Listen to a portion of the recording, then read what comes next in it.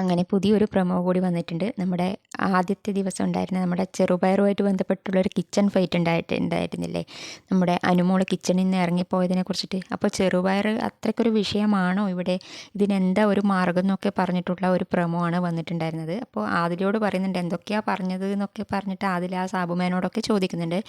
അനുമോളോട് ചോദിച്ചപ്പോൾ അനുമോൾ പറയുന്നുണ്ട് അത് അങ്ങനെയൊന്നും അല്ല ലാലേട്ടാ എന്നൊക്കെ പറഞ്ഞിട്ട് അനുമോളുടെ ഭാഗം അനുമോൾ പറയുന്നുണ്ട്. അപ്പോൾ നെവിൻ്റെതാണ് നല്ല രസകരമായിട്ട് തോന്നിയത്.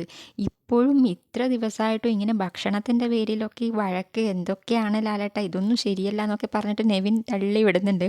അപ്പോൾ നെവിനോട് ചോദിക്കുന്നുണ്ട് അപ്പോൾ ഇത് നമുക്ക് എങ്ങനെ ഈ പ്രശ്നം ഒഴിവാക്കാമെന്ന് പറയുമ്പോൾ നെവിൻ പറയുന്നത് ആ മറുപടിയാണ് സൂപ്പർ.